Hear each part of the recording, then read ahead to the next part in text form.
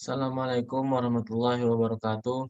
Perkenalkan, nama saya Jundi Miftahul Sidik, NIM 2100010096, kelas C, jurusan Ekonomi Pembangunan. Baiklah, di sini saya akan mempresentasikan makalah saya yang berjudul Analisis Dampak COVID-19 terhadap pelaku UMKM melalui analisis SWOT. COVID-19 adalah virus yang berasal dari Cina yang menyebar luas ke seluruh dunia dengan waktu yang cepat. Akibat penyebaran virus tersebut memberikan dampak besar bagi seluruh Indonesia. Menurut Febrantara dan OECD, dampak pandemi COVID-19 terhadap UMKM dapat dilihat dari sisi penawaran dan sisi permintaan. Dari sisi penawaran, dengan adanya pandemi COVID-19, banyak UMKM mengalami kekurangan tenaga kerja. Pada sisi permintaan, berkurangnya permintaan akan barang dan jasa berdampak pada UMKM tidak dapat berfungsi optimal yang berujung pada berkurangnya likuiditas perusahaan.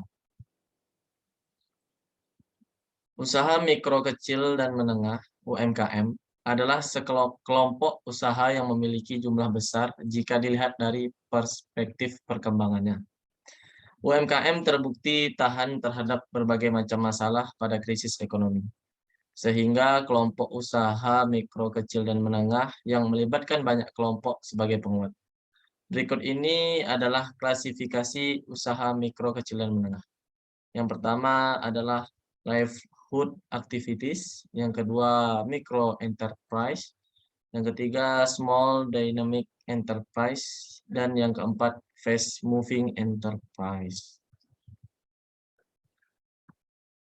Adapun kesulitan yang dialami oleh UMKM selama pandemi itu terbagi dalam 4 masalah. Yang pertama, terjadi penurunan penjualan karena berkurangnya aktivitas masyarakat di luar sebagai pelaku konsumen. Yang kedua, kesulitan dalam permodalan karena tingkat penjualan yang menurun sehingga perputaran modal yang sulit.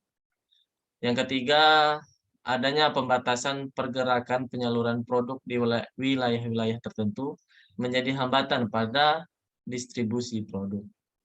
Dan yang keempat, karena menggantungkan ketersediaan bahan baku dari sektor industri lain.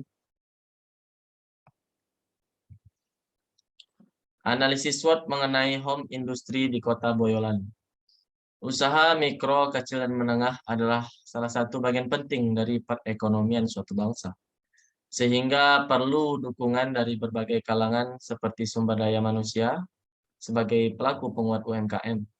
Karena peran pentingnya tersebut, pemerintah terus melakukan upaya pengembangan UMKM. Dengan analisis SWOT, hasil pembahasan dari penelitian ini adalah agar bisa membuat strategi dalam mengembangkan suatu usaha. Adapun strategi tersebut yaitu yang pertama strength, kekuatan, yang kedua weakness, kelemahan, yang ketiga opportunities, peluang, dan yang terakhir ada threats, ancaman. Jumlah penyerapan tenaga kerja UMKM Boyolali. Dari gambar di atas dapat kita ketahui omset-omset yang dihasilkan oleh UMKM ini menambah pendapatan daerah yang pada akhirnya dapat mendorong pertumbuhan ekonomi daerah Boyolali walaupun terkena dampak oleh COVID-19. Sedangkan penyerapan tenaga kerja oleh UMKM di Boyolali terbukti mengurangi jumlah pengangguran. Hal ini berarti penyerapan tenaga kerja membawa dampak positif bagi upaya pengentasan kemiskinan di Boyolali dengan membangun UMKM. Ya, dari presentasi saya bisa kita mengambil kesimpulan bahwa pandemi COVID-19 memiliki dampak besar di berbagai sektor di seluruh negara di dunia. Tidak hanya sektor kesehatan, sektor ekonomi, pendidikan, politik juga terdampak.